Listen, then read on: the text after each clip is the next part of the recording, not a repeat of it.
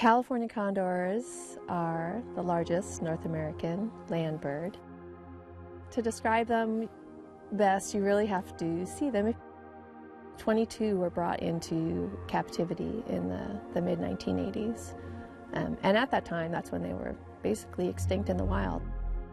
I think worse for me is recovering a bird that hasn't died yet, but is in the last stages of its life. You can tell it's dying from lead poisoning. The volunteers always remind me to appreciate our program because they're here because they really want to be here and they really care about the birds. I've always been like this frustrated biologist. So when I saw this, it seemed to be a natural fit.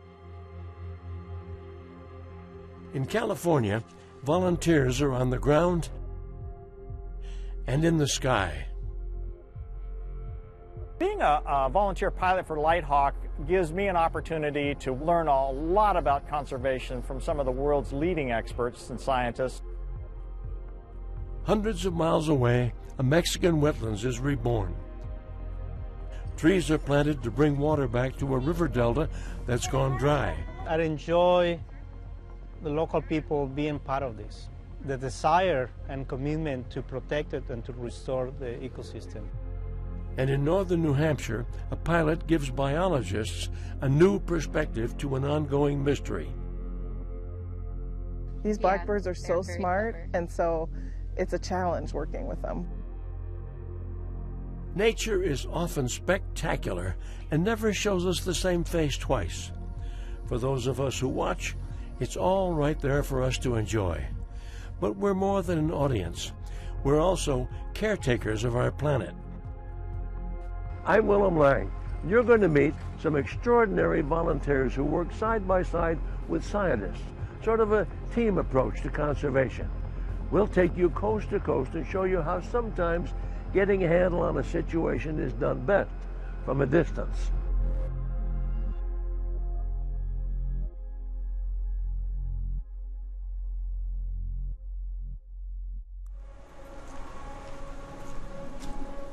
I'm in, Jonathan. Jim Knowles is a pilot. It's tempting to say he spends more time in the sky than on the ground, but that's probably an exaggeration. You can stand on the seat. I've always loved flying. Love the physics of it, love the machinery, love traveling, love the people that are associated with airplanes. It takes a lot of luck to rewrite this small chapter of aviation history. This is a PBY-5A. They built 3,000 during World War II, and they were used primarily for search and rescue in North Atlantic and the Pacific.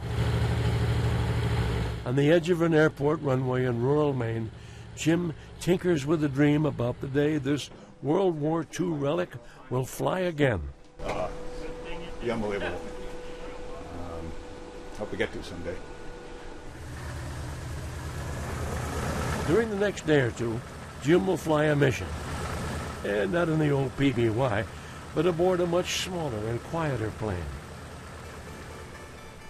So you want to search the area within those So corners? it's a grid.